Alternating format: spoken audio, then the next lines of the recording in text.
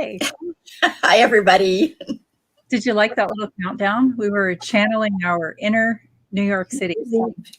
That's our version of the ball drop.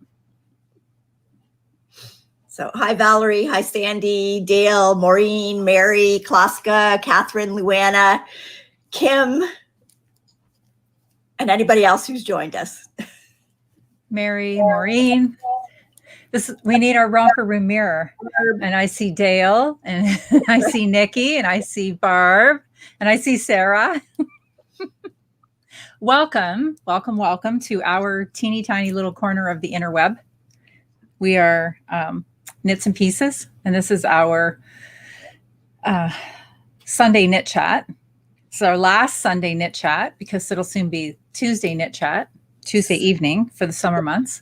Yep. And I'm Kelly, and this is my friend Noelle, and we are a mostly knitting, but all sorts of crafting podcast from Southwestern Ontario. And this is our least formal, least scripted, this could go anywhere type of session. I thought I would bring that up because I'm thinking, if people are just checking in and if they're new, this is not a regular podcast. This is our virtual coffee shop knit hour. And we do a podcast as well that's more scripted and has a lot more content. So with this is just basically viewer driven. It's interactive, and wherever the conversation leads, that's where we're headed. And hopefully whatever you would have been talking about when you went out for your friends for your group little get together. And a lot of times it doesn't necessarily end up being about knitting. There's usually a little bit of knitting in there somewhere, but it's not always just about knitting. So, yeah.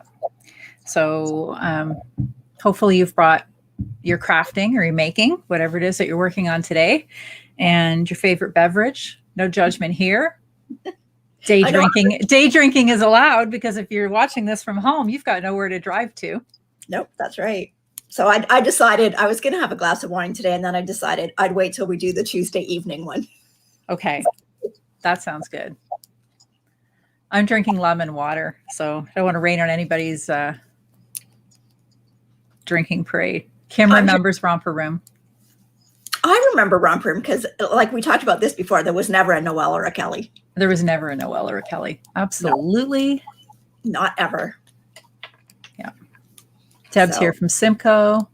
Yeah, and Nikki and Phyllis, and I saw Marianne was in there from Manitoba, I think. Marnie Lee, May Jo. Welcome, everybody. Amy said are gorgeous. So Kelly, why don't you tell her what your sweater is? I'm wearing the Garden Gate sweater by Jennifer Steingass, and the speckly yarn is yarn that I got from Jade Prosser, who is Stitch Mischief in BC, and the very dark blue, I'm sorry, I don't remember the name of the dyer, but it was a souvenir skein that I brought back from Phoenix, and I love this pattern. So we've gone back to sweater weather in Ontario. We had a few really nice days, and then we've had a few really cool days. We even had some snow this past week. And so today was cool enough to throw a sweater back on. And it's a light sweater. This was made out of a single. So it's pretty light and airy. And maybe I'll move the banner down so you can see the rest of the pattern. What are you wearing today? I am wearing a Caitlin Hunter sweater. So I'll just stand up and show you. It does have color work, but just down at the bottom, it's got a pink hem. So we've moved into a little bit cooler weather again, but not like winter. So to me, that's actually a perfect time to kind of wear this kind of a sweater, because it's short sleeve, but you've still got the wool that's keeping you warm. Like I find without something under it, it's not warm enough for the winter. And when you get into the middle of summer, it's too hot. So it's actually perfect for this time of year. The yarn that mine is knit out of, did I say it was Novelli? I said it was Caitlin Hunter. Did I say it was Novelli? Anyway, it's Novelli. So the yarn that I use, the main color is Emma's yarn. And I think this color is called Spice Market. And then the pink is a Life in the Long Grass. And then the cream color with little speckles is actually a Fleece Artist yarn. So, yeah. So I find it's not like It's not a summer sweater. It's not a winter sweater. It's kind of nice for that in-between time. So, so Emily's working on a shorty sock. Barb is steam blocking an Afghan today. Wow. Do people still iron their clothes? Do we all steam our clothes now, or do we just throw it in the dryer for a little touch up? But this would be the kind of show that if you could iron to this, I don't know. Well, I talked to Rachel earlier today, and she was actually going to clean her fridge while she was listening to us.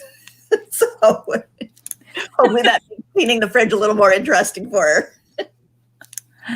I think the last time I cleaned the fridge, it was on a Friday night, and it was during lockdown, so there was really nothing else going on. And so I had music blasting, and I was cleaning the fridge, and I think I even did a silly Instagram story. It was my date night Friday night with the fridge. Yay.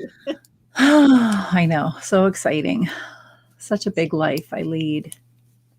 Oh, Kim says they're heading into sweater weather in Melbourne. Yeah, we forget that everybody's kind of in different seasons than what we are. Like, we're looking forward to going into the nicer weather, and then places down under are going into colder weather. Yeah, well, welcome from down under, because I think we've done this before. I think it's about 4 o'clock in the morning there. Goodness. Yeah, that's really, you're ambitious. Yeah. Nikki says she's working on her boho blush by Andrea Mowry. I do like that one, but I have to finish some things before I can cast on anything else. Mary's on a palette cleanse. She's working on her memories blanket, but she was wearing her dark water sweater. It's a short sleeve sweater. I think it's warmer. Mary's in BC, and I'm pretty sure it's warmer right there because my daughter's been bragging about the summer weather they're having. Oh, you said she's working on sock 3, round 3 for Sock Madness. That, I've seen those patterns. They are crazy. I don't know. I looked at it and I thought, you know what? There's just way too many rules. I can't do this. So, because I believe they tell you the size that you have to knit, you have to do it exactly to pattern. Like, Kelly, when's the last time you ever did a sock exactly to pattern? Oh, no.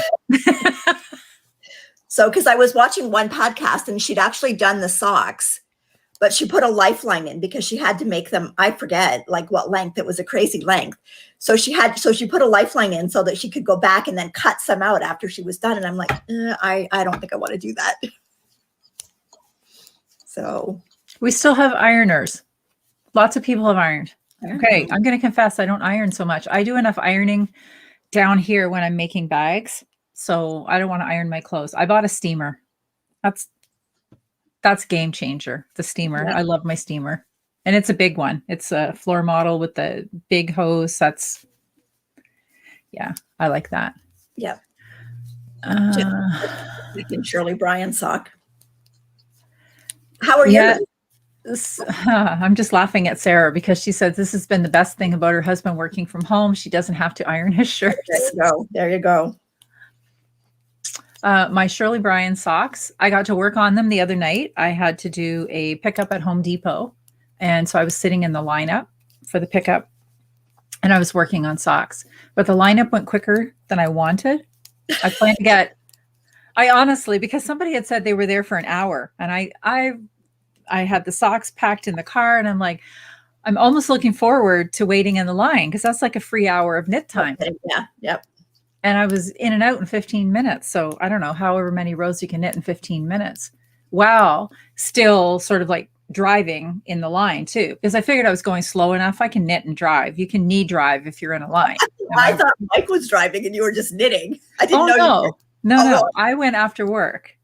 There are certain occasions that you can knee drive. And boy, oh boy, I hope there are no police officers listening. But I wouldn't really like in active traffic, okay? But yeah, it was a store line. It's really, really slow. So Valerie doesn't knit anything to pattern. I sometimes think I do, and then when I go back, I realize I didn't. That I just automatically will change some things because it's the way I'm doing it. So, and Alexa's joining from Nova Scotia. I wonder what's the weather like in Nova Scotia. Alexa, that's where I grew up. So Yua says she socks crazy, so that's why she does the sock madness. Oh, and Alexa, I can't say your name anymore because my little device just started answering me. So she only irons for weddings, or she uses her steam. I'm gonna have to get a steamer.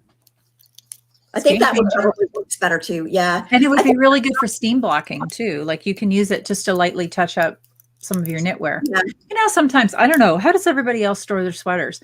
Like I fold, you know, I do like that store shirt fold for my sweaters, and they sit in shelving, like not compressed, not too tight. But sometimes still when I pull it out, like this one didn't today, but sometimes when you pull it out, you still kind of have like little creases in there, right? So that's where the steam blocker, or the steamer, sorry, comes in really, really handy. Mary is determined to master her 9-inch circulars.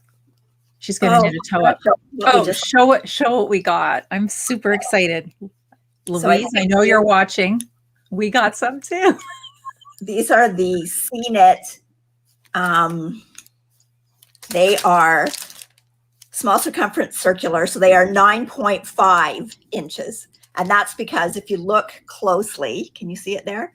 Mm-hmm. One of the needle tips is 1/2 inch longer than the other needle tip. So, and that's supposed to be your working tip is the longer. So it gives you something more to hold on to.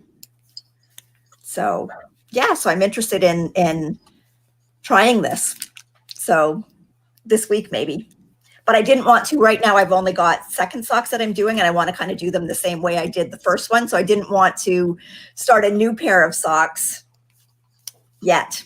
I got to finish the ones that I have on the go. So. And Elsa just hopped in from Switzerland, and Karen from Germany. And there was somebody right before that scrolled up and I missed. I'm sorry. Welcome. I saw you join. That she folds. Oh, Glenda. Glenda's here from Edinburgh. Oh, hi from Edinburgh. Wow. So who was I looking at? Oh, someone said that they put their sweaters in their cedar chest, fold them, but put them in their cedar chest. Like mine are not like yours, but I try and stick some lavender sachets in there with them. That doesn't help with the wrinkles. It doesn't help with the welcome, but it is true. I think it was Asa that said it. Once you have it on for a while, don't those kind of fall out? Like if you've got well, depending. Yes.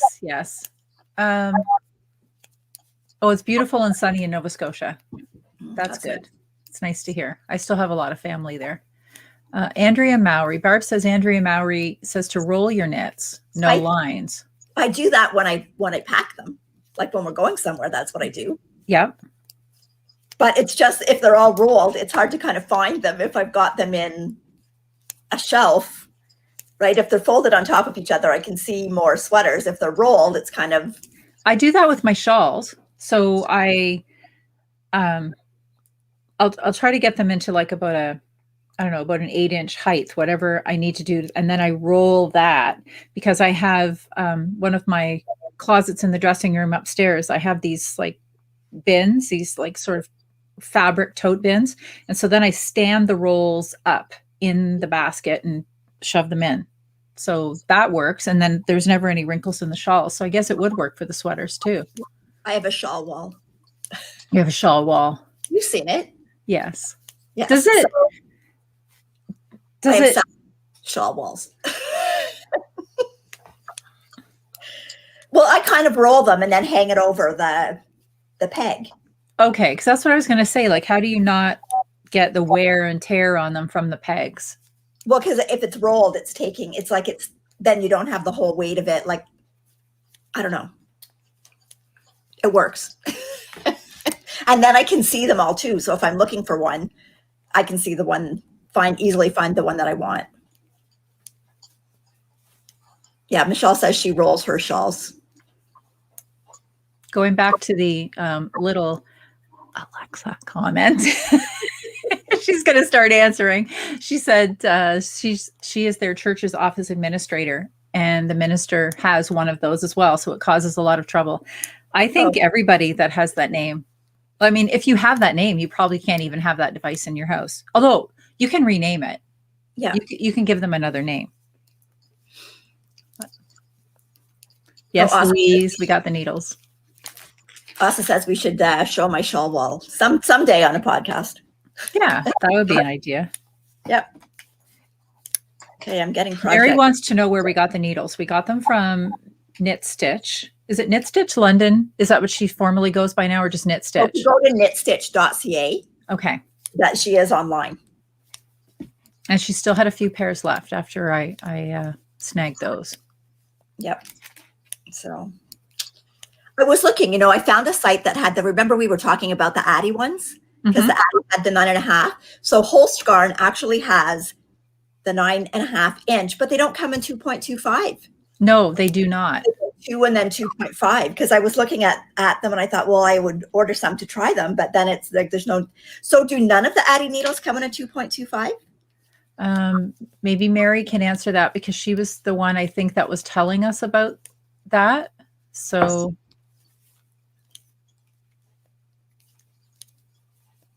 Nana Knits, good morning from Vancouver. So that's Linda. Hi, Linda. So yeah, because I thought that was interesting because I was all set. I thought, oh wow, now we can have another one to compare and try too. And I thought, I don't know how much it would change to go to either a 2 or a 2.5. I think I'd have to go to a 2 and increase my stitches.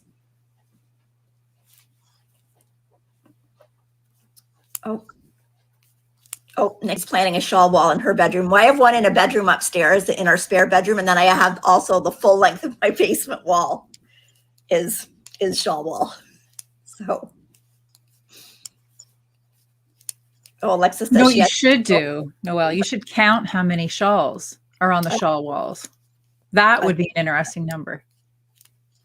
You could see if your shawls rival my shoe count.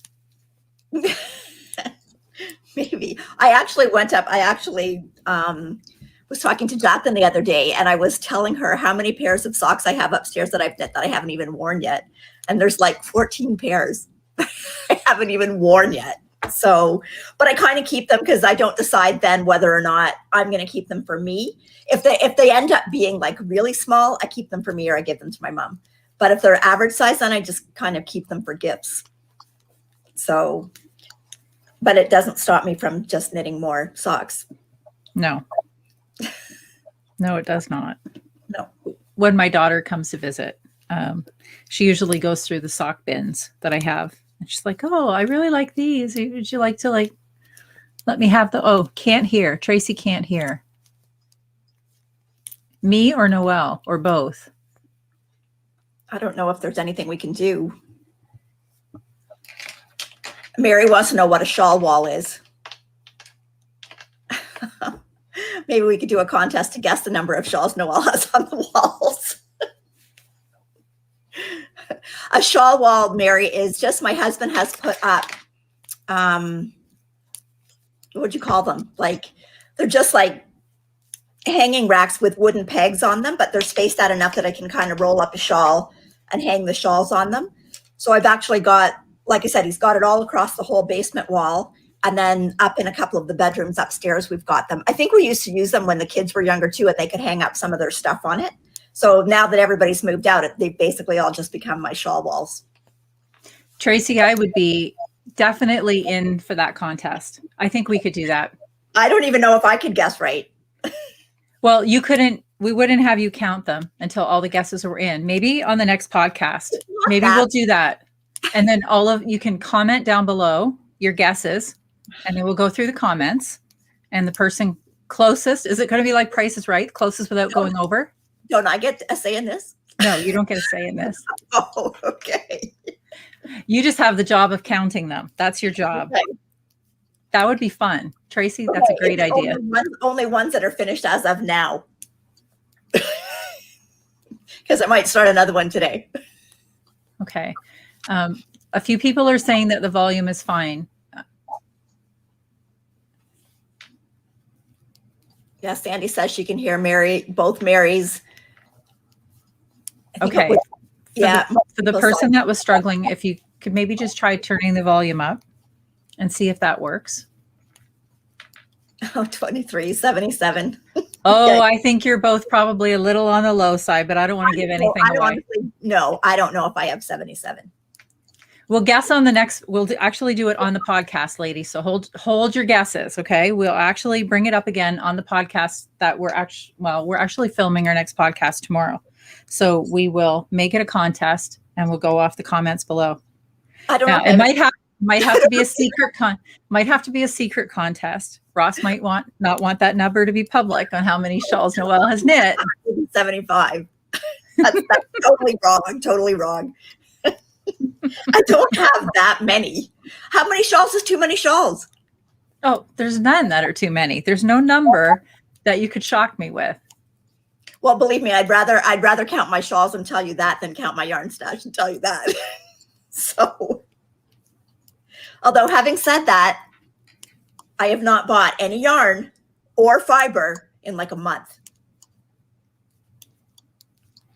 You don't get an award for that, Noelle. I'm sorry. You just don't. I don't get to buy more yarn. Hi, Marnie. There he goes. No such thing as too many. I agree. And I still don't have enough because I'll go to find one in a color I want and I don't have it. So.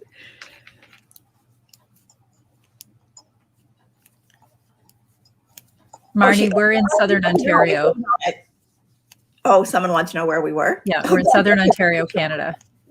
Barb wants to know if you get to win a shawl. I know. How about a shawl pattern? Oh, dear. I just dropped a stitch. Oh, no. All right. Stitch marker. Valerie says she owns one shawl. Okay, I'm going to tell you, Valerie, it is more than one that are hanging on my shawl wall. Is that your sweater that you're working on, Kelly? Yes. And you dropped a stitch, like back down? Yeah, back down. Oh. I have to say I never do that. So pardon me, because I am going to need to be looking down for this. Okay, well, I'm going to show them the sleeve of my sweater because. Okay, yes. Okay, so I think it was just before last week. I just started my first Marie Wallen knit, and I finished the sleeve. So I'm going to show you it. And I am in love with doing this pattern. And I thought it would take me like forever. And I was only going to do like a row or two a day. And I've started the body. I've just started down at the bottom. And I just love the colors and love knitting this. It's just so much fun that I'm already planning my next one. So color work, I don't know. I just love color work. So strongly recommend that people try it. It's not, it takes a little bit of getting used to it, like holding. And when I do it, I hold a yarn in each hand. So you're doing some stitches throwing and some stitches continental. The whole sleeve I did on the mini circular. So I started off with the ribbing on a 9-inch. And then I've got the set that you can adjust. So I've kind of, if you can see, if you go up now, I don't know what the circumference of this is, but I just kind of changed them out. So I've got a little bit longer. So I've just started now the body. So I'm just in the striped ribbing, and I've got all my colors laid out here because I was going to do it while we were talking, but they're all laid out, all in color order. Oh, and I did make a mistake down here. The first color is the gold, and the next two were supposed to be reversed, but I'm not going back and changing it. I'm just going to do all the other ribbing the same, and hopefully it'll work out. So anyway. You're not supposed to point out your mistakes. Where were we that we saw that, or who gave that talk? I'm pretty sure it was in Columbus. Well, okay. Well, mine's going to be unique if everybody else does it the way the pattern calls for it. So Barb says, any tips for color work? Well, I like doing mine two hands, like one color in each hand. So, and then just kind of, and that kind of keeps the over and under. So, and plus you don't get your yarn twisted.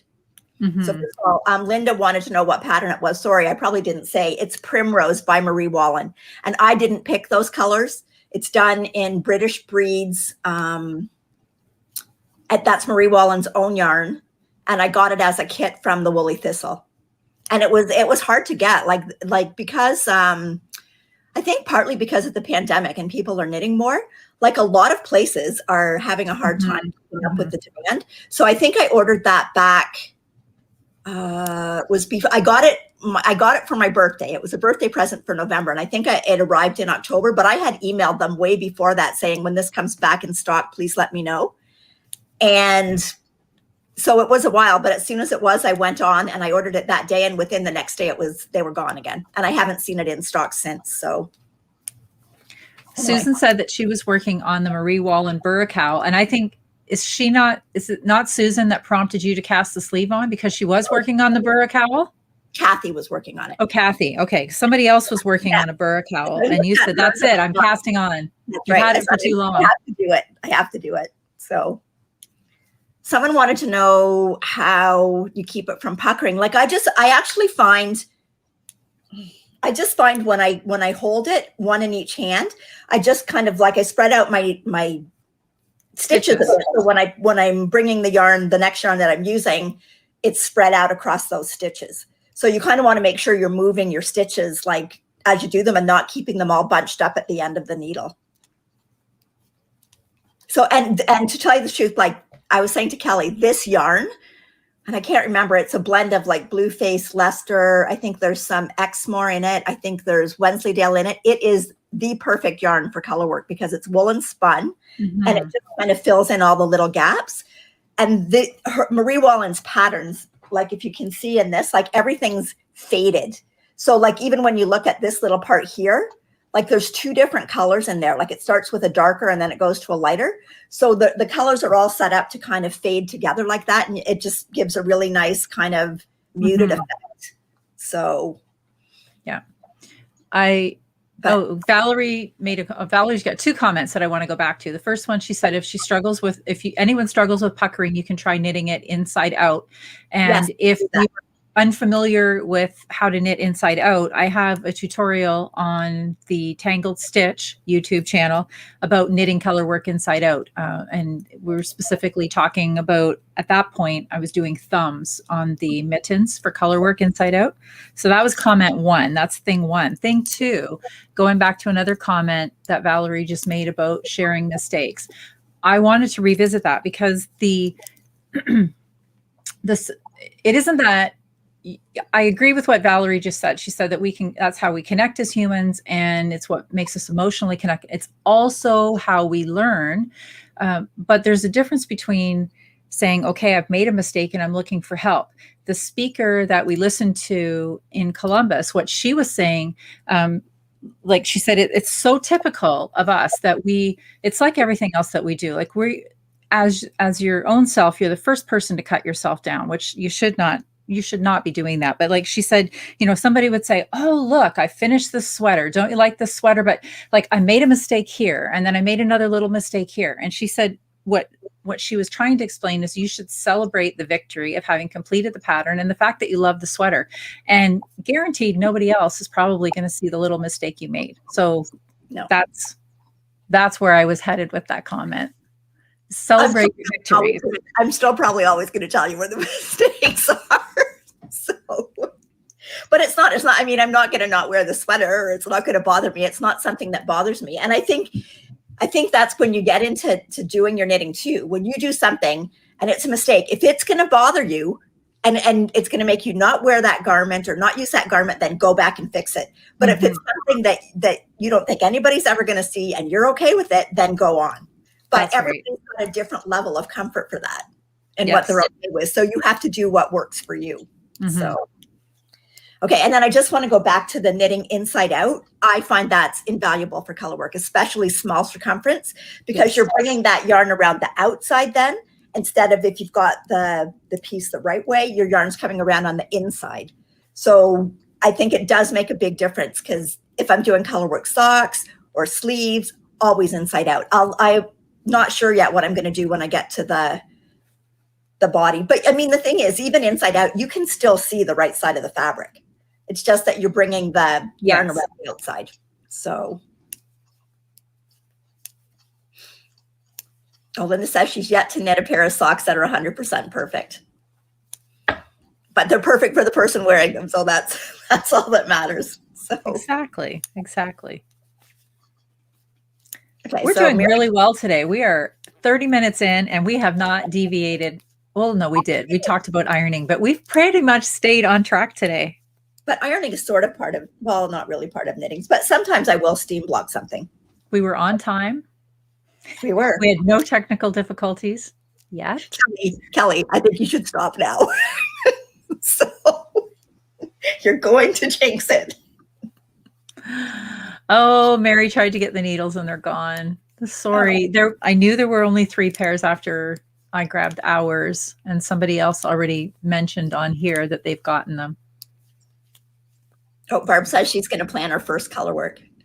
It's addictive when you start doing it and you just want to see the next color. It's like how the pattern creates itself.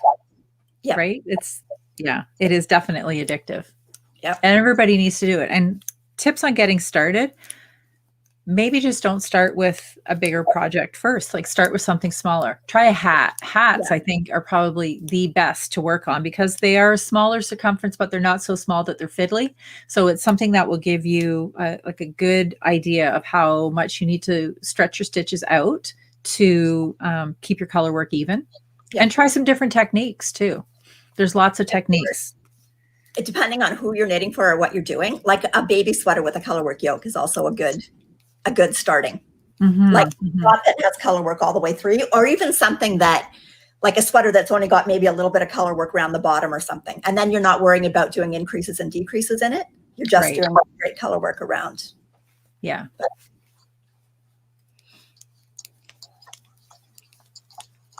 What are you working on today? Right now? This is my body. I got a ways to go. Wow, you're just flying along on that. Sure. What do you think? I think you're ready to try it on just for a fit test. I think so. Speaking of fit test, I have to tell you what I did that was ridiculous. Noelle already knows this yesterday. So I decided, I said, hey, it's time to try this puppy on. I've only knit on this when we're chatting on here. Like other than the cable, I did the cable. So this is the Celtic knot sweater. And I said, well, I've got only about 4 inches left to go on the body. So it's time to try it on for a fit. And I tried it on and it fit really good. But since I wanted to get like closer, to the mirror, I had a part skein left and the ball band was around it. And so I just like tucked it down in the front of my pants so I could pose myself in front of the mirror and check out the sweater. So when I was all done, I plucked the ball out of the top of my pants and I came downstairs to sew. And I was sewing for a while and something felt like it was kind of stabbing me, but I thought, it's just a thing. So I just shifted and adjusted. And then a few minutes later, it was like really, and I'm like, what is going on inside? So like pull them out. There's the ball band and that sharp edges. It was really pushing into me. I don't know why I share things like that publicly, but I do. Feel free to laugh away. Oh, wow. Hi, Natalie. Natalie made it alive. Natalie is Remembrances Pottery. Yeah, that's what I was working on. I've got 2 things here. Natalie's socks. Natalie's sock, which is gorgeous. Beautiful pattern. Okay, I got to concentrate. I'm switching. I want to make sure I'm doing the right color that matches my mistake. Timmy is from Belgium, and she is working on the Nazarene sweater by Isabel Kramer. It's a perfect, simple color work yoke. Okay. I don't know if I know that one. Try the pewter. I'm going to have Kim says to try the pewter heel sock pattern. Has loads of information. Shows you how to do math for heel placement. It's a toe up, which is my preference, and has a slip stitch heel. Okay. I did that for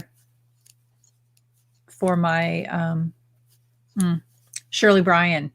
I did toe up, and instead of like an afterthought heel or I'm doing a heel flap and gusset, but from the toe up. So you are sort of slipping the stitches because I didn't want to interrupt the fade, right? And it isn't where you knit a flap and then connect it. You actually knit the flap as you're connecting it to the sock. So it's creating itself as you go. And that way the is it like the Flegel heel? No, it actually looks, I don't have it down here, but it looks like a real heel flap and gusset, but you do not knit a heel flap. You are knitting. So there's no picking up stitches then? No. Okay. You do the gusset first, right? So you're increasing to create a little gusset, but then instead of knitting, so from the top down, you would knit your flap and then you create the gusset and you go down as you go. So coming from the other direction, you do the gusset first, you do a little mini short row heel turn, and then you're knitting back and forth on the heel flap. But when you get to one side of the flap, you join it to the sock. And then when you go back to the other side of the flap, you join it to the sock. So you're creating the heel flap as you go.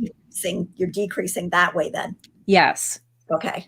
Yeah. And it makes such slick work. So you don't have, like, when you knit a heel flap and then you have to pick up 16 or 17 stitches for the heel flap, you're just sort of creating it as you go. It's genius. There's probably a real word for it.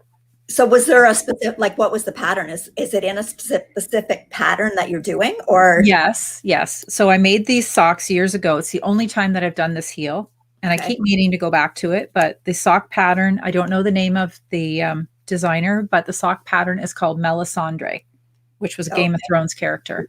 And I made them in a red yarn for a sock thing that I was working. Mary says that's another great idea for a tutorial. Thanks, Mary. I'll jump on that. It would be, though, because I don't remember how to do it from memory. So if I had a tutorial, then I've got somewhere to quickly go and look at it. So where was I headed? Melisandre. That's the name of the pattern. So it has that heel that I really liked in it. And I went back and I pulled that out of that pattern to make my Shirley Bryan socks.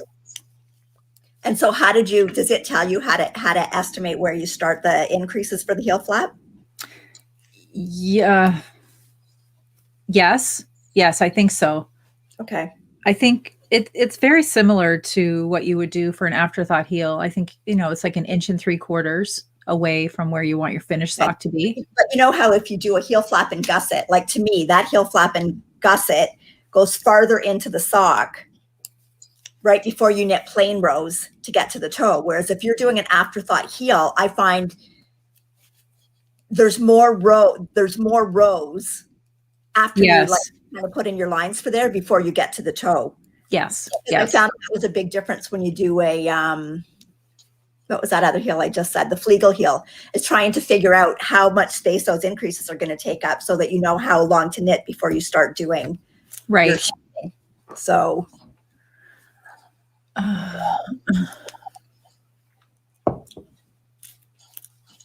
oh yeah, Tracy said, can you show the socks on the next podcast? You've got them. You can show them tomorrow, right? I can. They're not finished yet. They're not finished, but I can. I can show the heel, and I've tried them on, and that's the other nice thing. You can try these ones on as you go, right? It's as opposed to trying to do your guesswork coming down from the other direction. And I couldn't even go back and measure them against the Melisandre socks because that's another pair that I unintentionally felted over time, over a lot of time. They were far and away my favorite socks, far and away. I'm falling behind on comments. Sorry. More socks that people said, I can't pronounce this one that Klaska says here. Siska socks has a similar heel. She said it was really easy to do. It's really easy. It is really easy. It sounds tricky. And when I remember when I made the socks, the first time I looked at the pattern, I thought, oh my gosh, this looks like a foreign language, but it's very intuitive. Very intuitive. Yeah, I like more and more. Like I don't mind doing an afterthought heel, but more and more I'm really liking the sock heels that are knit right in so that when I'm done the sock, I'm done the sock. Mm-hmm. And don't have to go back in and do anything else. But I mean, you still can't beat an afterthought heel for like if you're doing self-striping. No. So anyway, Soul Sister Socks, Kim says, is another toe-up pattern that has an increased gusset. And then you short row the heel turn. And she said it's easy and well explained. Mm-hmm. Gail, I'll look that up. Anyways, there's so many different ways of doing things. Like I know when I first started knitting socks, like basically the only pattern that was really out there was a heel flap and a gusset. Yes. It was kind of like no other choice. No, that was the only sock. Your only choice was the weight of the yarn that you chose to use, right? Yep. So it is kind of nice now to have all these options. Plus, everybody's foot is not the same. So different heel shapes fit different people better. Like even when I do a short row heel, and I think we talked before about when we do the short row heel, I normally always knit some plain rounds before I start doing the decreasing. And it depends who I'm doing them for. If I'm doing it for like one of my sons or my husband, I always do like 7 rows. If I'm doing it just for myself, I might do 3 or 4. If I'm doing it for some of my daughters, I'll do like 5 or 6. And it also depends on the weight of the yarn. Right? Because some yarns are finer and it takes more rows for your length. So a lot of different things. So this is the pattern, and it's actually a free pattern. Is this the Melisandre one? Yeah, Melisandre. It's not focusing very well. Sorry. And the designer is called Pearl Essent, and Pearl has 2 R's in it.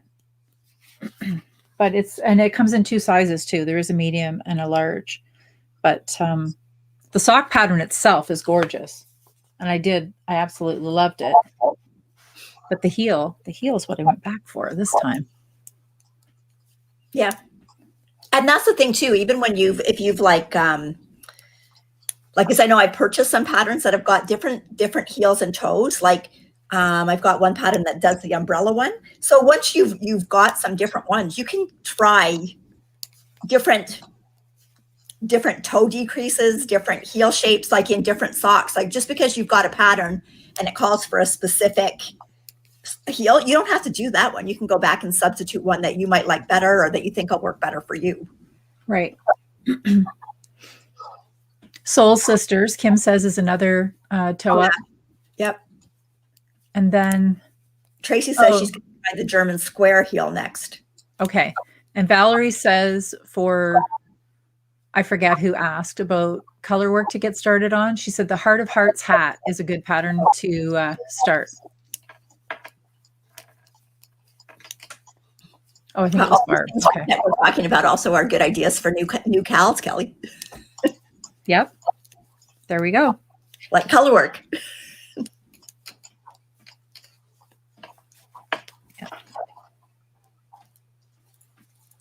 Yeah. Now I want to try that heel, maybe in my next pair. Here's another question. Speaking of socks. So for the sock knitters out there, because they're smaller projects, or throw it out there. It doesn't have to be for socks. How many people go back and repeat a pattern? I'm not a big pattern repeater.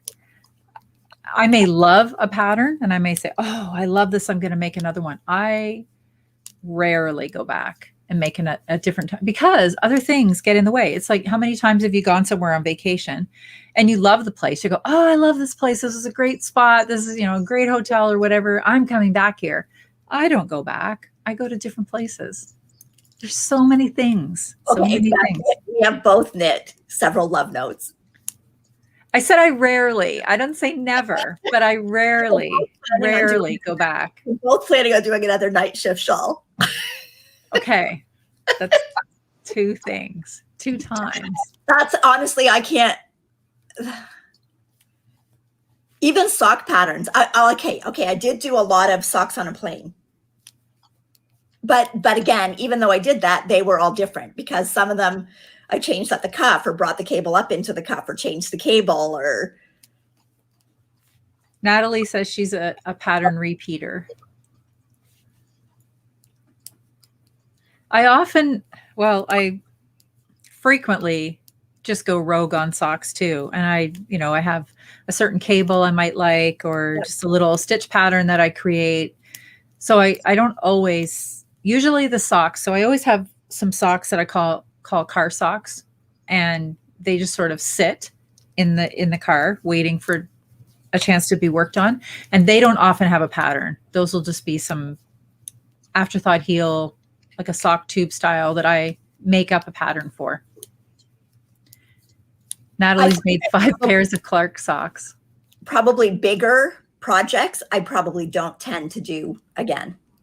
But smaller projects, like I have done 2 rocket tees. So. Oh, you have a note from your grandchildren. Rachel. Molly and Isla say hi. Hi, Molly and Isla. They thought they heard my voice and thought I was there. Oh. Tell them I wish I was there. Kim says she sometimes does Hermione's every day. And that is a nice one. It's a nice texture. And Mary says dishcloths. But I even do different dishcloths. Mm-hmm. Like I get bored doing 2 or 3 of the same, especially the same one, the same pattern in the same color. Yes. So, yeah. And Holly says small projects. And I agree, the small projects. And it depends. Someone else was talking about ones that they do for their grandchildren. Mm-hmm. And so I did one time, 2 Christmases ago, I knit them all the same little pinafore jumper. I was pretty bored by the time I was on the 3rd one. So it was hard to get through that 3rd one. So Bonnie wants to know what kind of needles we bring on a plane. Not that we're flying anywhere. I bring, all needles are allowed on the plane. I just usually have wooden. I usually only knit socks on a plane. Not the sock pattern, but usually I just knit socks while I'm on a plane. Not the pattern socks on a plane. I've never had a problem. I think there was a time, like a few years ago, where it was probably questionable, and I made sure that I had just wooden needles at that time, never, and not the Chow Goose, because I can puncture myself with those. So I did that this week. You punctured? I don't do it very often. No, you don't. That hurts. It does. It hurts a lot. Back into that. But anyways, on the knitting needles, Lisa and her mom were going Cuba. I think they were going to Cuba one time. Through the same line, they took Lisa's needles and did not take her mom's.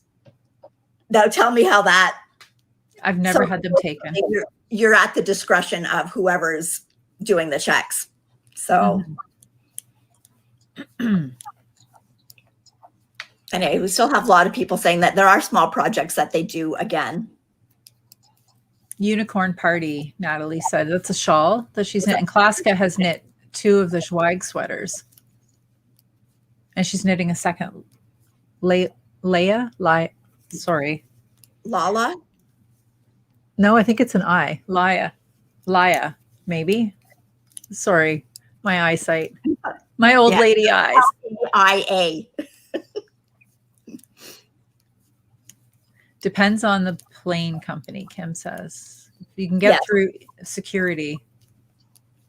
You know what I traveled through security one time with? Okay. I can't believe this happened. And it was in Las Vegas too. I had it in my camera bag because I had been out doing some photography in an area that I was a little nervous to be in. So I had bought some mace when I was in the States. And I forgot that it was in my camera bag. And I traveled to and from through security twice with that bag on my person with mace. I don't know how that happened. Yeah. I noticed it when I was on the plane on the way home. And I thought, oh my gosh, how did that happen? So anyway. Oh, Sharon wants to know what our favorite shape of shawl is. Mine is definitely triangular. I don't mind if it's, I like a stretched out triangle, not so much like a sharp point for wearing. Like for wrapping up in, I like a triangle. But if I want to wear it, like my favorite shape is probably, what's the triangle that's not? Sarah, help me out. What's the triangle that's not perfect? Isosceles, scalene. Scalene? Scalene is 3 different sides. Isosceles is 2 equal sides, and equilateral is all equal sides. Yes. So I like that shape. And I also like a shallow crescent. So think like the hipster. Yep. Yeah. I find those are very wearable.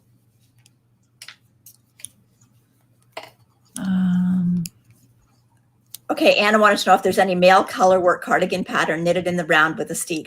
I basically think you can do any color work cardigan, just change the colors to what would suit, like what would suit a guy or what that particular person likes. And a lot of the patterns now go up, like they're quite extensive in their size range. So, but you could look at Tin Can Knits, because Tin Can Knits does a lot of color work things, and their size range goes from infant all the way up. And I can't think of anybody else for. Well, Jared Flood has a lot of. Yep, with Brooklyn Tweed. Yep, Brooklyn Tweed, and then of course Stephen West has a host of sweaters that are unisex. I think Arna and Carlos, they would have some male color work cardigans too. But honestly, I agree with you, Noelle. You could take any color work cardigan pretty much and just turn it into. Take any pullover and insert the number of stitches and do your own steek as well. Like if you like the pullover, you just put in like 5 to 7 stitches for your steek, and then you can still do that pattern and just turn it into a cardigan. Not right. Bart's Designs by Dell might have some. Yeah, and Nikki just pointed out, and I can't believe we forgot them, but Strange Brew by Tin Can Knits. The Tin Can Knits, but I couldn't think of the name of the. Yeah, they have so many great patterns that are there. You can design all age. Yeah, and then when you buy one pattern, you've bought that pattern from like infant to adult, right? It's so. Emily in Alaska. Hi, Emily. Welcome. What time is it in Alaska? I don't know what time zone they're on. Oh, she's painting her interior doors. She's taking advantage of a beautiful day. So that's one place I would really like to go. Yes. Alaska. Yes. I want to, I think, cruise up and then either anywhere. Pardon me? I'm not cruising anywhere. Well, no, but just there. I want to cruise up, and then I either want to with 1,000 other people. I didn't say tomorrow. And then I want to either drive back, like rent a vehicle and do like that cross-country drive back, or take the train back. Actually, I was watching a podcast and they had done a Norwegian cruise with Arne and Carlos, and it actually did sound amazing, but I just don't think I'll ever be able to get on a boat with that many people. I could do a small river one with only like 30, 40 people, but not. And I like to see land while I'm on a boat. Don't you want to see icebergs? Not up close and personal. Haven't you heard of the Titanic? I wanted to go to Norway a couple of years ago. There was a trip where we would be on a small boat and going in and out of the fjords, chasing the northern lights. And I said to my husband, let's do this. It was in March. And he's like, no, it's cold. He only wanted to go warm places. And I said, well, it's no colder than it is here. He goes, exactly. By March, I want to get away from it. But I really wanted to go. Yeah. I still would like to go to Norway. Sharon wants to know if you have a tee sweater pattern that is a go-to for summer wear. You've done more of the tees for summer than I have. I really did like the rocket tee, and I like the shape of it. And basically, just because hers is like the pattern calls for like 2 different yarns, like a mohair and a plain, you could do it all just in one yarn. And it's got a nice kind of just eyelet detail that for your raglan increases, and it fits nice. And so I do like that one. And I actually am planning on doing another one of those, and I've already done 2. So, oh, Marty Lee has a granddaughter called Isla too. Yep. She's precious. So I think that's one of the names that has made a comeback. Isla. Well, when Curtis and Rachel named Isla, it wasn't that common here, but apparently it is one of the top names over in Britain. Mm-hmm. Oh, Asa says we're welcome to Norway. If we can travel, Asa, we're there. That would be so much fun. Material Girl. Valerie says Material Girl and the Be Still Tea. Do you know those ones? The Be Still Tea sounds. The Esty is in my list of patterns to make. Okay, I do love the Tanya by Caitlin Hunter. Oh, right. And you've made a few of those.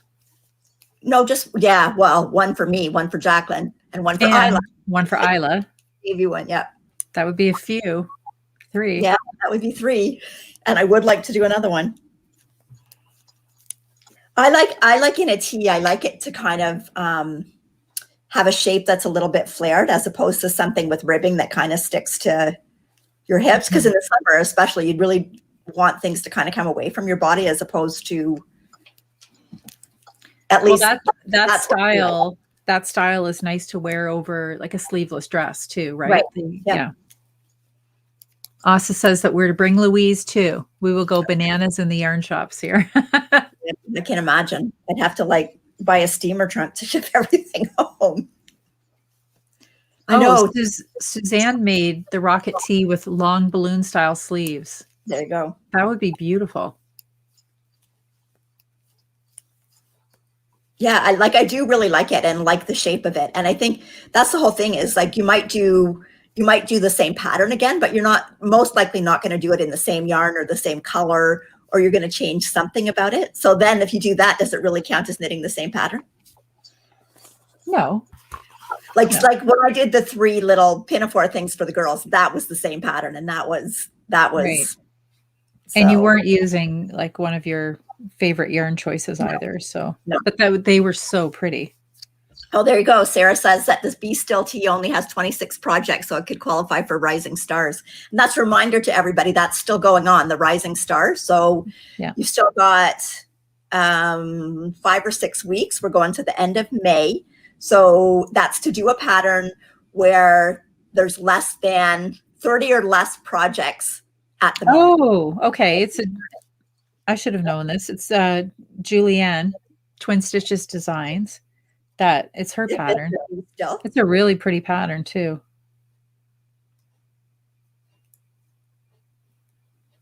Oh, Valerie said she made 3 Material Girl. Oh, and Sarah says that only has 21 projects there. So there's lots of projects and you can start getting your summer project. The Be Still tee. So it just has a little bit of a yoke pattern. That's quite nice. I'll look up the Material Girl. So was that a circular yoke one? Yes. Okay. Yes.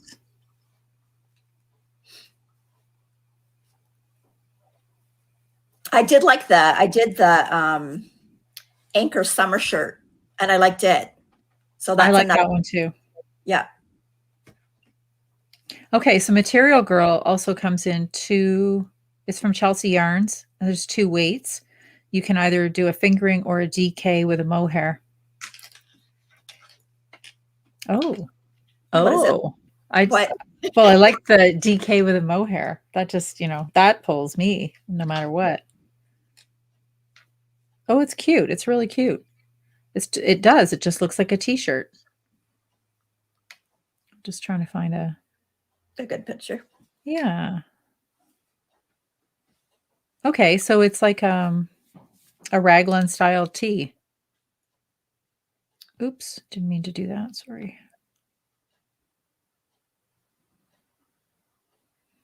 Natalie says that Codex is not exactly a t-shirt, but it's short sleeves and really fun construction.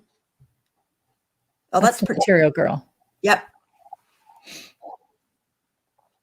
And then Holly says there's a linen top by Samantha on Ravelry that's easy, flattering, and it's also a free pattern.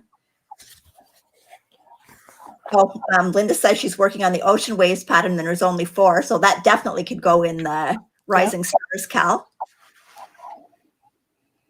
I always have to cast on something after this podcast. You're all enablers. All of you. But I did finish a couple of pairs of socks, so I don't have as many projects on the go as I did like yesterday. So I can cast on a few more things. I'm going to have to go back in and read these comments so I could put my list together. Oh, Tracy said she thinks that DK held with mohair is too hot. Well, the one I'm doing right now is actually fingering held with mohair, and I tried it on the other day, and it is warm. But the rocket tee is mohair, and then just like a fingering weight. but the mohair is just knit by itself. So I actually don't find that's too bad. I mean, it's not something you're going to wear if it's a 34-degree day out, but No. like, I don't find it too bad. Hello, Dorothy from Connecticut.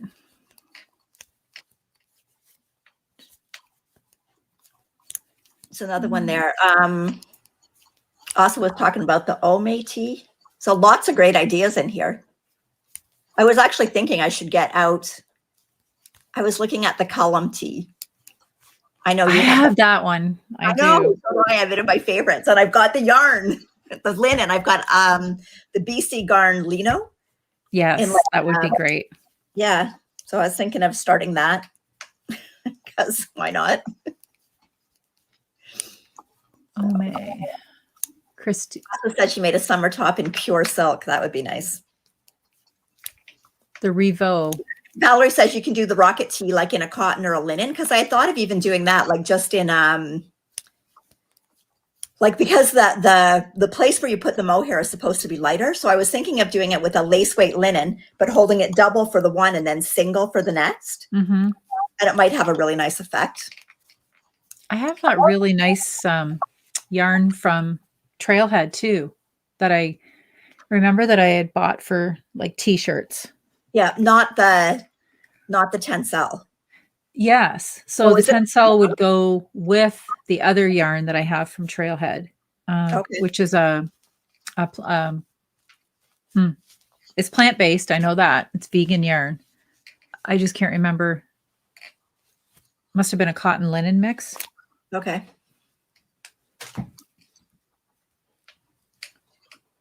Just start a new ball. So I'm going to have to look at all these t-shirts when we're done here and figure out what I'm going to cast on. I know I was talking to Tracy this week, and she was swatching one of the yarns that we bought last year.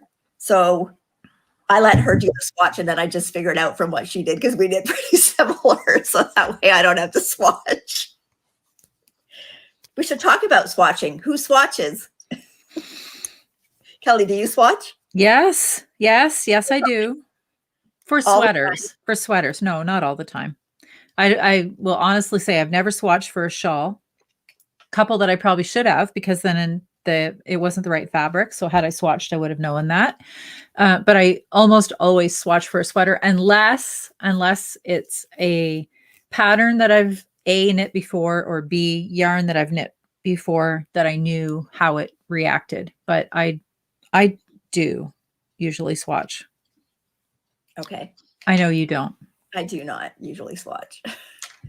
Who was it? Oh, Valerie says her sleeves are her swatches, and that's kind of what I do. Like, if I'm doing a sweater, I'll start with a sleeve, and then I can adjust from there. But that's a good idea too, though. I guess she'll send me the info later, because she was swatching with a flax. And you're right, Tracy. I that's the only thing that I think with linen and cotton and like hemp, those type of fibers. I love the finished project, but I don't enjoy knitting with them nearly as much as I enjoy knitting with wool. I just find them hard on my hands, and I like the finished product. Yes. So they're project knits as opposed to process knits. Whereas like the Colorwork sweater, the Marie Wallen, that is definitely a process knit. I love. I'm going to be sad when it's done. I'm going to have to get another one to do. So yeah. Sarah says she always swatches for sweaters, never for shawls or socks. But she knows that she usually has to go up at least one needle size. Well, I've gotten to know even specific designers, what I have to do to get their gauge. Like Caitlin Hunter, I can never get her gauge. And usually the fabrics that she's got are too loose for me. I don't like the looseness of it. So I usually figure out what I'm going to do and then go up sweater sizes to compensate for the difference in the tension. Oh, Valerie's almost finished a bee still. She said she's only got 12 more rows to go. You can knock that out today. That's right. Louise, I knew you swatch because I knew you like swatches. So. We've all gotten the tongue wagging from Louise if we don't swatch.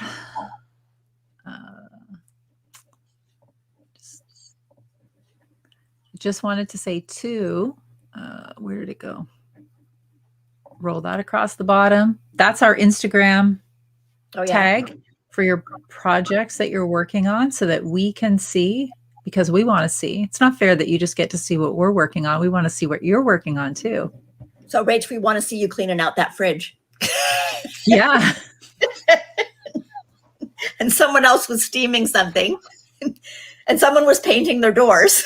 Yes, we want to see those pictures too. Marianne did a love note using the Peyton silk bamboo. You did a cotton. I did it in Barocco summer silk. And it is. I love it. And it's the perfect summer sweater. It's like, it's just got 3/4 sleeves and it's perfect to throw on over a sundress, like at the end of the day when it's getting cooler. Like I love it. And I actually don't have, like I've done several different love notes, but that's the only one that I have. So I don't have one in like a woolly one, like a wintry one. You don't have the mohair? No. So I am going to have to do one of those. Natalie's working on mugs. Wow. Okay, Natalie, picture. They're all beautiful. So they are here. I'm still drinking out of my Christmas one.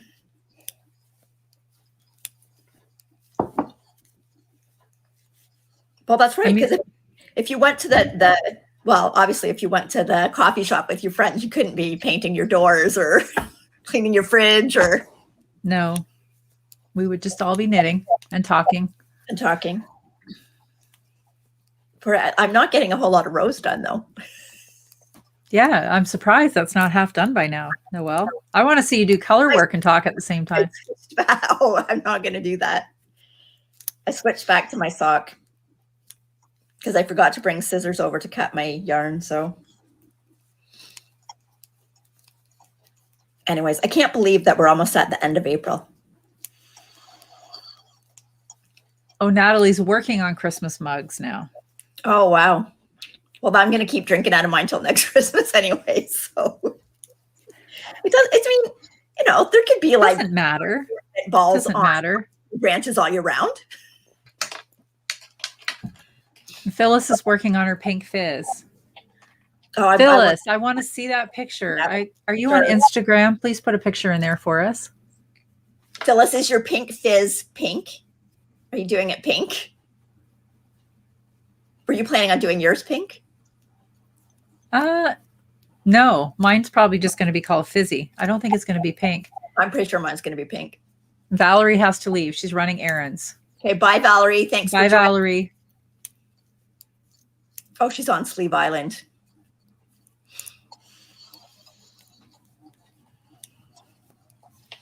Okay, now Nikki says she didn't swatch for her whole blush, and she should have because now she's playing Yarn Chicken. That is what I guess one of the things, right? Because if you swatch and you know that your tension is a whole lot looser in a shawl than what the designer is, then you are going to end up needing more yarn. Yeah. So, like, yeah, that is something that you have to keep in mind. Oh, Phyllis, is this pink? Can't wait to see it. It's going to be gold. It may very well be, Natalie. Be a gold fizz. I bet Noelle's will be pink. Mine will be pink. So, and I'm pretty sure I actually have the yarn already. I was looking at my gold love note today. I was going to throw that one on. I can't help it. I just love things gold. Well, but look at what I'm working on. It's gold and my sweater. The heart wants what the heart wants, Natalie. That's all I have to say on that matter.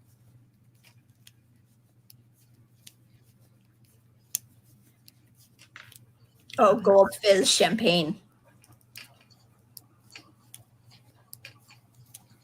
Yes. The marshland for her fiance. He loves that sweater. The marshland. Who did that one? I know that name. Oh, no. That's a Tin Can Knits, isn't it? Is that the one? Or no, that's Mountain Mist that I'm thinking of. I'm not sure. I'll have to look that one up. Oh, Emily and Stephanie said that the cruise goes where places regular Alaskans can't get to. I still don't know about the cruise ship.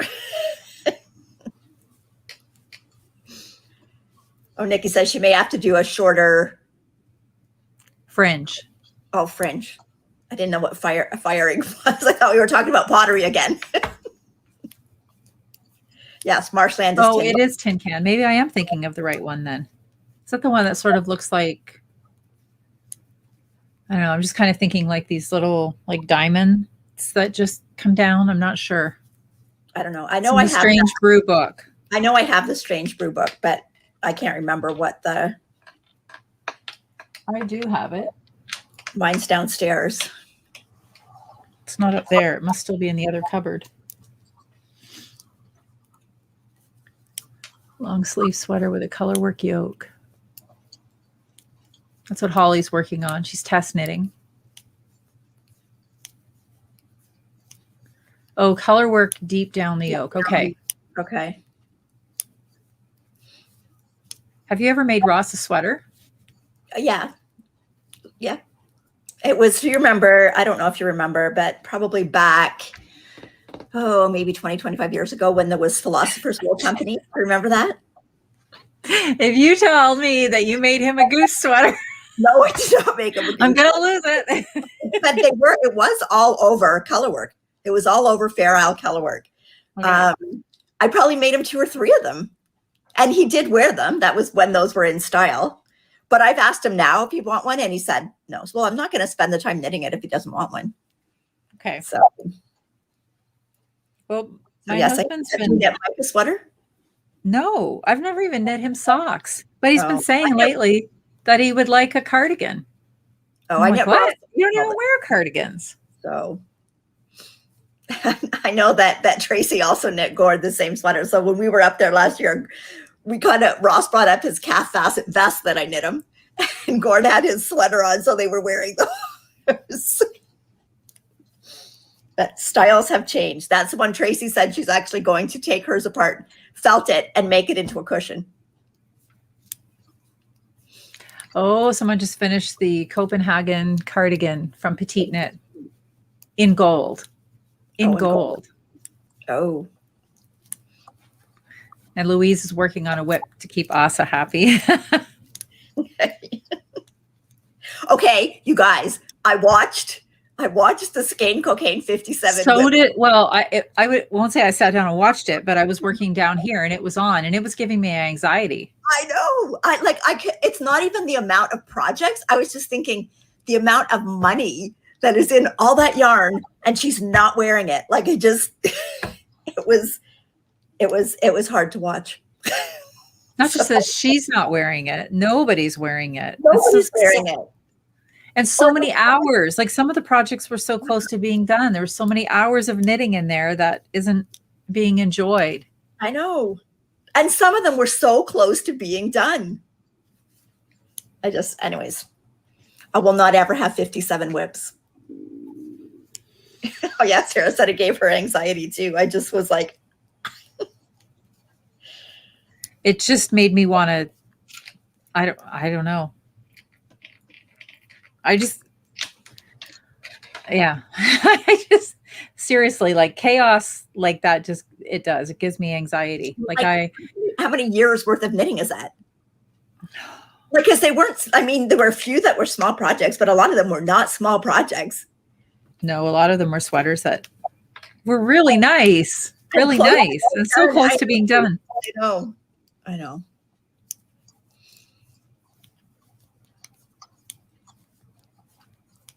Well, there you go, Barb. So if somebody hasn't watched it, there's no talking. It is literally just music set to her rolling by unfinished projects. Barb says she'd like to hear the stories of why, but I don't know.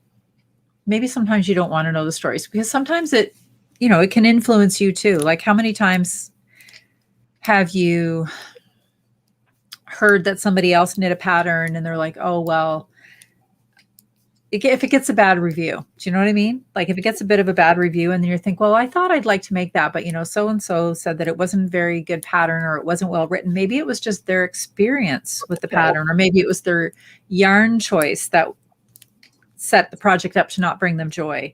That's just, so I think it's like everything else. You have to like base reviews like on a 50-50. 50% of the people maybe don't even know what they're talking about when they make the review. I don't know. That's my theory when I go to buy anything. And if I check the reviews, if it has a 50% decent rating, I'm in there. Yeah. Janie said she actually had more than 57. She said she had more than 57. Tracy wants to know how many whips everybody's comfortable with. Linda says that she has no anxiety, totally her comfort zone. She doesn't have 57, but close to 20. I don't know how many I'm okay with. I guess I don't know. Well, we talked about this last week because it wasn't basically the fact that you have unfinished things lying about. For me, it was more about getting in the right headspace to pick the project back up.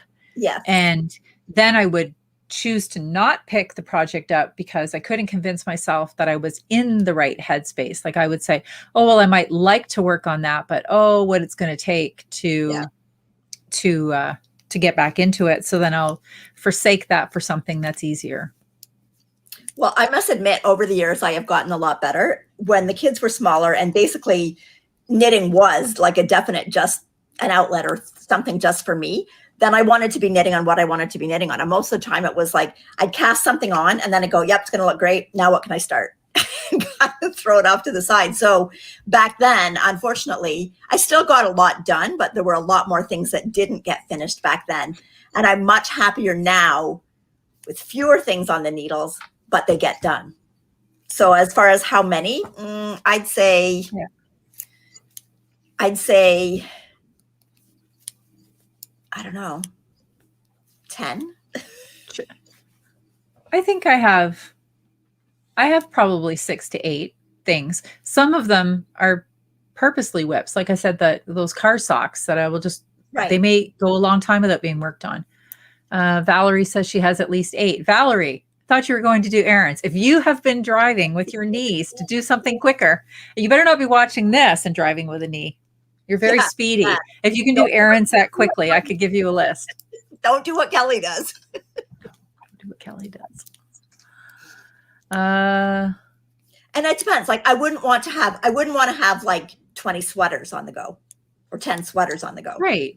Usually, yeah. And my whips are usually, there might be a sweater or two. Sweaters are that longer term thing. You know, how many of you start a sweater and just plow until it's done?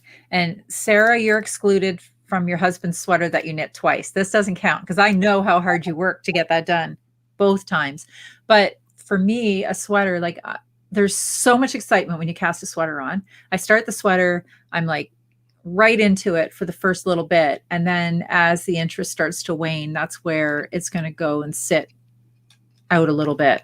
But Valerie's got 4 sweaters going. Well, I do have 3 sweaters going. And probably part of the problem with them right now is I just want to work on the colorwork one. Right. And the other ones, I also know that once I get them done, I'm really not going to be able to wear them till next fall anyway. Right. But I do want to get them done. I don't want them just sitting there. So I will get them done. And then I might switch to some more summery ones. So Emily picked up a whip today from someone who was giving it away. Are you part of that Ravelry group that we were talking about last week? This is new to me. This is like a whole new world where you can actually go on there and find unfinished projects to scoop. Now, Marianne says she does sweaters start to finish. I can't do that. I have to have something else for a little bit of. I wish I could, because then you get to wear it so quickly. Like you just, I see people that do a sweater like in a week. That's not me. I can't. I can't. Yes, that's where she found it. Oh, wow. That's crazy. I can't. So this is somebody that's, okay, I have to know these details because this is like, it's Tinder for knitting. So is it like somebody in your area? Did you drive to their house to pick it up? Do they mail it to you? What are the... Well, she said she said she happened to be here in Minneapolis and we met at a Starbucks this morning. Just went, here's my whip. Now, did you have to give her a whip, or was it just trying to read?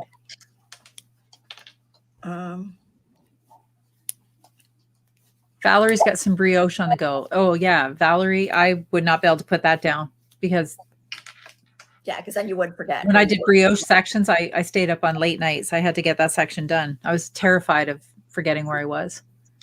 Okay, Mary said Lori Eckelberger from Maine started it.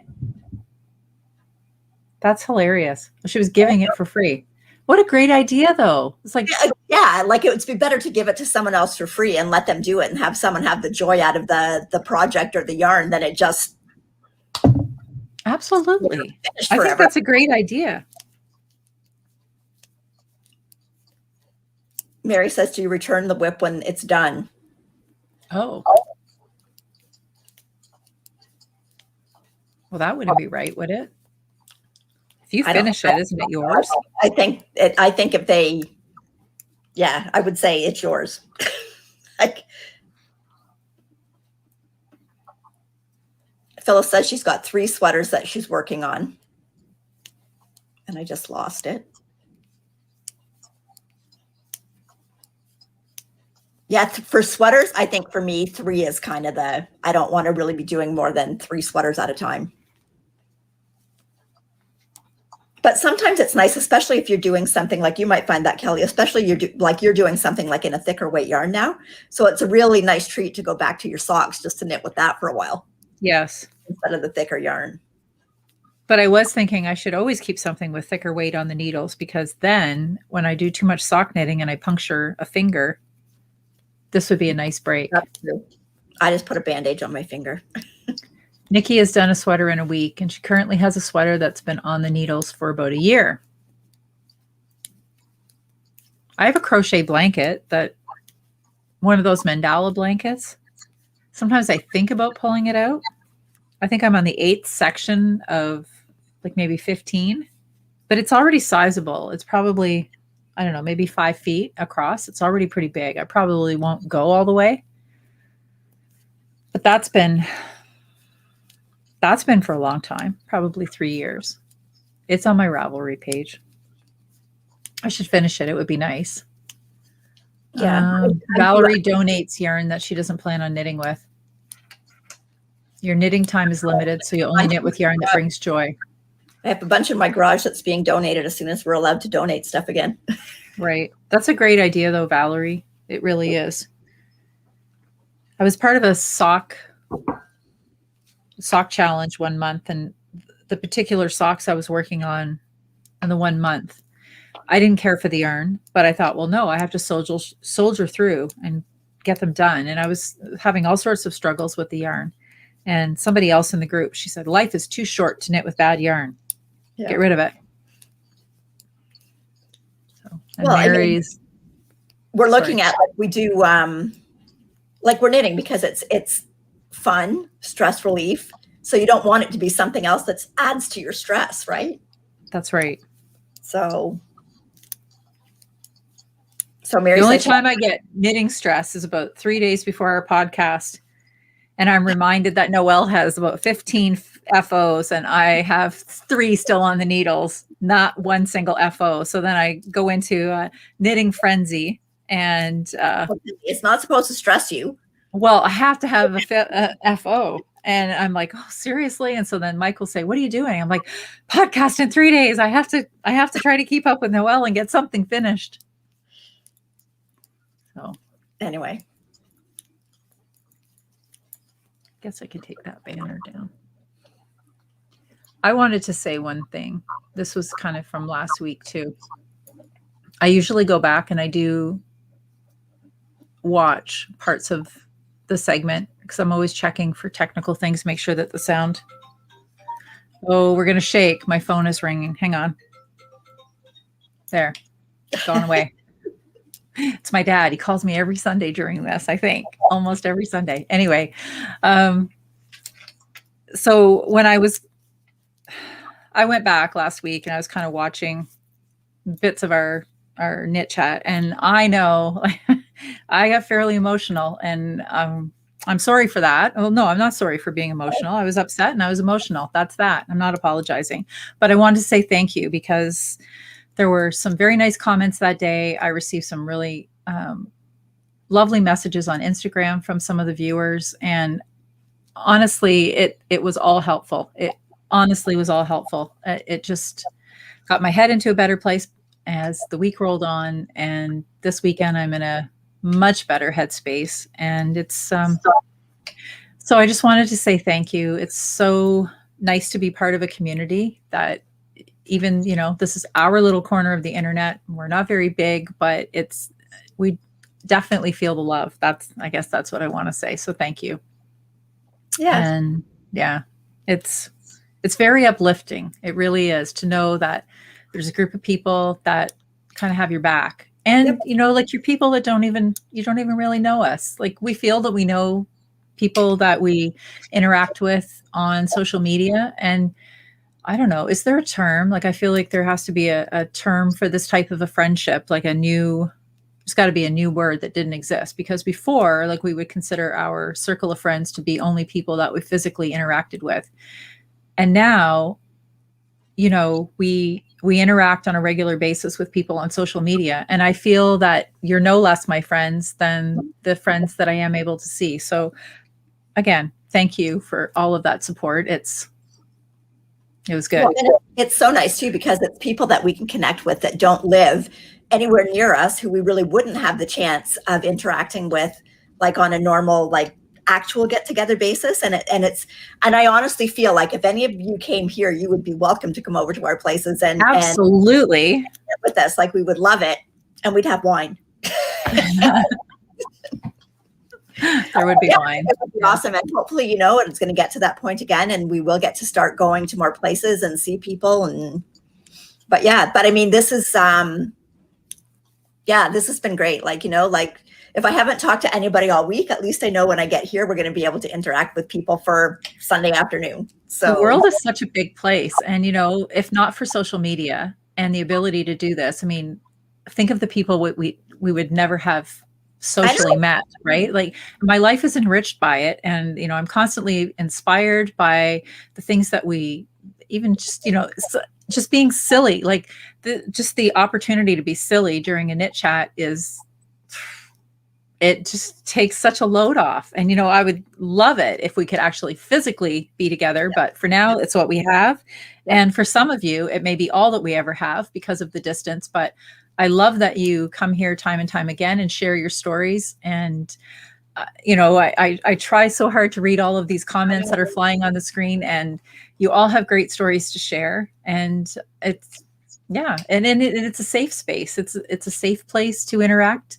And there's, no judgment. I think we even see that how now, like, you've started chatting amongst yourselves in the group, and that's also encouraging. And, I hope that you're making some friends as well within the group, and some new followers on Instagram, or people in your friend community on Ravelry. And I look forward to being able to meet the ones that we will be able to meet that are in our area. So, and Sarah said that she's been watching podcasts on a daily basis.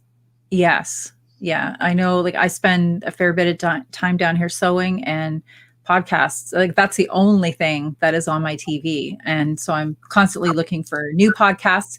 And thank you all for some of the suggestions, because I feel pretty confident that if the people in this group that we're having so much fun with are recommending other podcasts, then what our people are like, and like, that you're recommending other genuine people and fun people. And so thank you all. So anyway, Kathy, I just saw your note. She's having a down week, so I hope that this helps you too. And I think everybody's experiencing that. Like, sometimes you think, okay, we can get through it, we can do it. And then sometimes you just think, like, this is just too much. I just can't do it anymore. And I mean, I think there's even just some comfort in the fact, knowing that we're not the only ones that feel like that, everybody feels like that, and that you will get through it, and you will get to a point where you feel better. So. Anyway. And if you have, reach out to us midweek between these. I know if you've got something that you need to get off your chest. Yep. We will listen. Well, we'll read it. And we do. We love reading comments on Instagram, on YouTube, on our Ravelry group. And yeah, it's so much fun. I had a nice conversation this week about the sheep farm. Mm-hmm. So it's so nice to see how people around the world live, because everybody obviously just doesn't live in a city like we do. Or it just is amazing that we can connect so worldwide.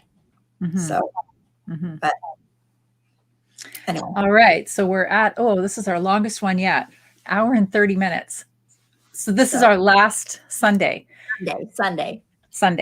knit chat for the summer months. And if you're someone in here that, so we're moving to Tuesday nights, and our first Tuesday evening is going to be May the 4th at 7 p.m. And so if you're somebody that has been a regular Sunday follower and Tuesday is not going to work for you, I am so sad for that, because we have enjoyed each and every one of you. But we will be moving back once the weather turns cool again. We will move back to Sunday afternoons. And if there are some people that it's difficult for on Sunday, then I'm hoping the Tuesday works. And I know that we'll be competing with the warm weather, so our numbers may be down a little bit, but that's okay. We will still be here knitting, chatting, and doing all the things. Knit all summer long. And we're hoping that we can take it outside. We can take it outside. Yeah. And hopefully at some point we'll be able to be together. Mm-hmm. Yes, for sure. So that's where we're at today. So we want to thank everybody for joining in. It's so nice for us to see, especially at the beginning, that you've already started chatting before we're even there. So it's I can't believe how fast it goes by. It feels like minutes. It truly does. Like sometimes I have a little anxiety, like, what if we don't have things to talk about? And I don't know why I would ever think I have nothing to talk about, because I could probably just natter on. But anyway, now we are nattering. So we're going to film our podcast tomorrow, and that should be up midweek. And hope that you will enjoy it. We've got some things to show. I have probably less things to show than Noelle, but I definitely have some things to show. And again, that's the more formal part of it's not scripted by any means. And we still get off track, but we still that's where we really show what we've been working on. Things. Yeah. Or sewing things, or some sort of crafting things. Yes. So, okay. So I hope you all have a great week. Yep. Happy knitting. Happy knitting. Try and stay positive. And we will talk to you in a week and a couple of days. Yeah. All right. Take care. Okay. Take care. Bye.